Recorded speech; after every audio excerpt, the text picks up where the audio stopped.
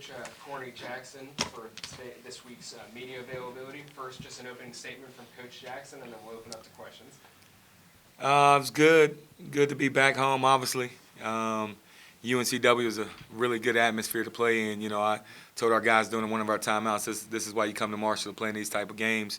Really good team, 7 home losses in Coach Siddle's 5 years there.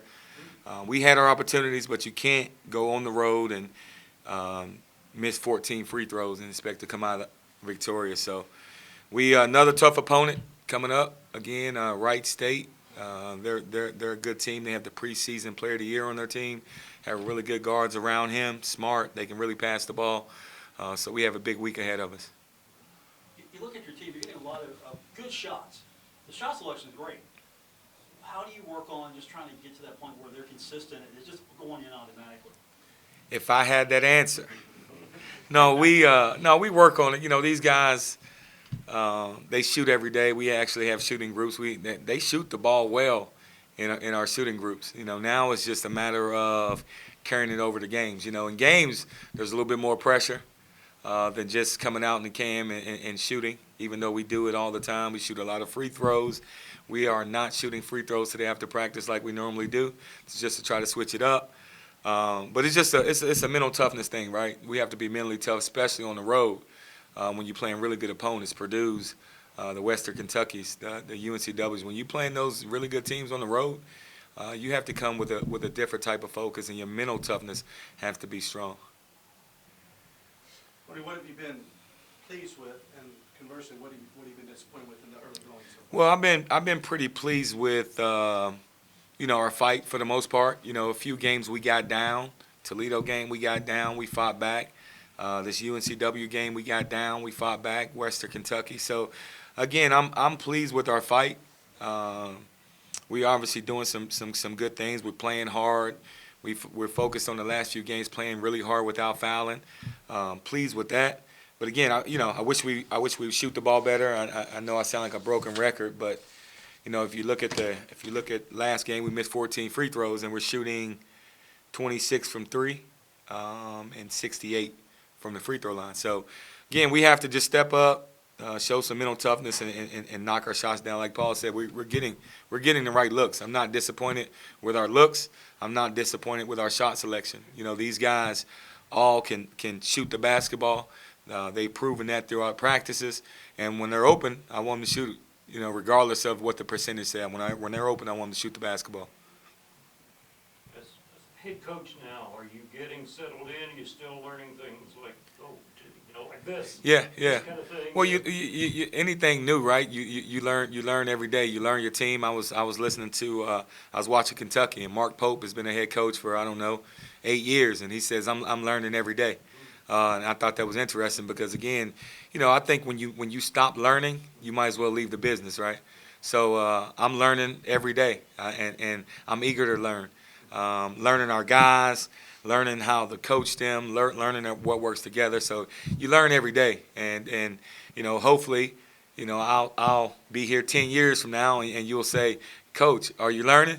And if I'm not, and if my answer is no, then I probably need to step out. But I'm learning every day. It's been a great journey so far. The ups and downs, that's what makes it special, right? And I think our character is built through adversity or in adversity, in the eyes of adversity. And obviously, we need to find a way to get a win on the road against tough opponents. You know, it doesn't get any easier. You know, you have Wright State on the road, then you have Ohio here.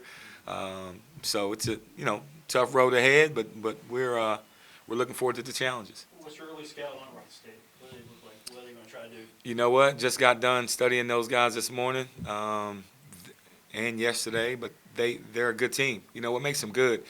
It's Adam's scout, right? So he and I met this morning, and I said, give me what you think about Wright State, and then I'll give you my thoughts.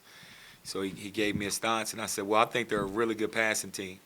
He kind of looked. I said, because people that know basketball know that a good pass is on time, on target, right? You're taught that from a young age, right?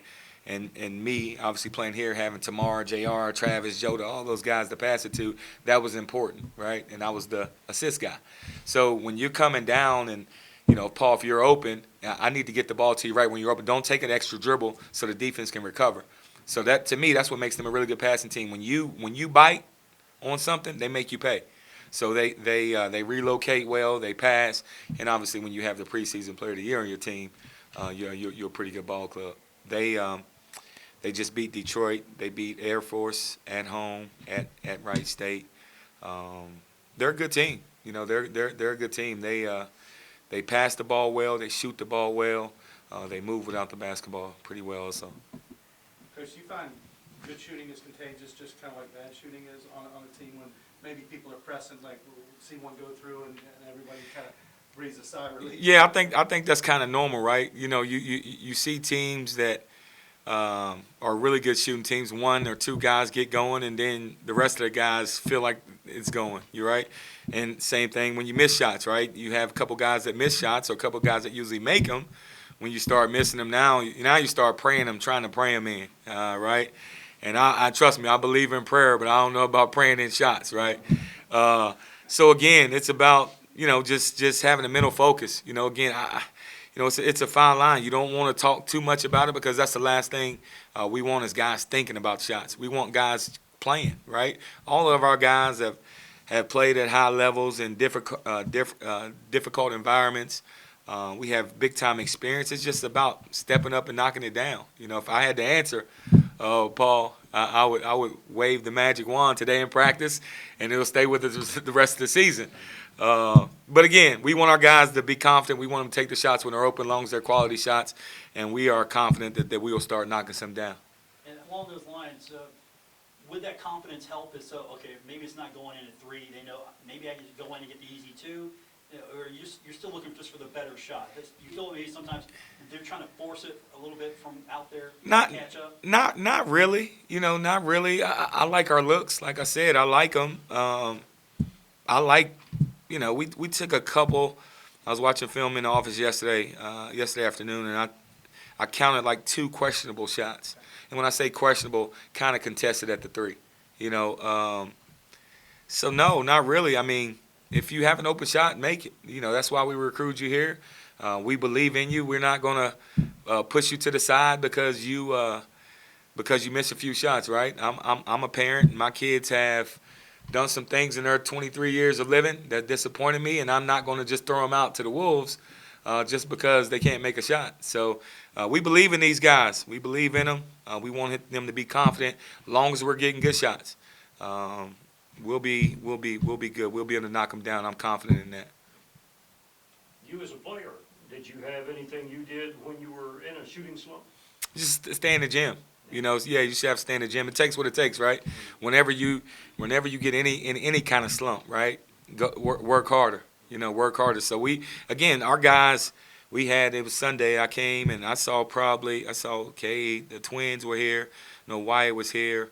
Kai Spears was here. He was here when we got back from UNCW. So again, these guys, they're character guys, man. Like I told the guys at Wilmington, I don't think these guys said, you know what, I want to miss 14 free throws. I really don't think they said that in their mind coming to the game. I want to miss 14 free throws. We had our chances. I don't know, the final score was 8 points, 9 points. So if we make our free throws, obviously look a lot different. You look at the stats, right? And they're a really good team, all right? You look at the stats. They beat us by 2 on the rebounds, 40-38. We were 7 for 30 from 3. They were 4 for 17. We took 64 shots. They took 55. Assists, we had 14-13. They had 15 assists to turnovers, I'm sorry. They had 15-13. We had 14-13. But you can't go. They made free throws. It was 22-27 them, and we were 10 for 24. So if you look at all of that, right, free throws. And then they made plays, timely plays when they need them to make plays. So when you go on the road, it's a formula, right? The formula is you have to limit your mistakes, and then when they make a mistake, you have to capitalize on it. We had too many possessions that we didn't capitalize on their mistakes, and then we got to the free throw line and missed 14 free throws. It's a recipe for disaster. Getting there, that's a good thing. Yeah. We're getting there. I mean, it was 27 to 24. Yeah. You know, a few questionable calls, I thought, after watching it. But you can't really, you can't cry about that. You shot 24 free throws. They shot 27. Make your free throws. And it's a different game. And again, I'm talking a lot to you guys about the free throws, but we're watching film it too. And I'm not going to mention free throws because we talked about it, and that's behind us. So we need to move forward this week and hopefully don't have a repeat of free throws up at Wright State. Still looking for this team to mesh, right? Especially before conference play. I mean, you still got a lot of moving parts, right? Yes, yeah. That's another thing that we talked about in our staff meeting this morning. A lot of moving parts. The key is getting everything settled in by conference, right? We have a lot of new guys. We have 8, 9, 10 new guys. Obina, Nate, Nutter, Wyatt returning, but the rest of these guys are new. Will Moore is a freshman. Eric Harding, he got in the other day. He's a freshman. So you have a lot of moving parts. Still trying to see what works well together. Who's going to step up and who's going to make a shot. Who can, the other day we had Nate playing some point. We in the second half we had the guard kicking it to him and him coming off. So we may look at that more.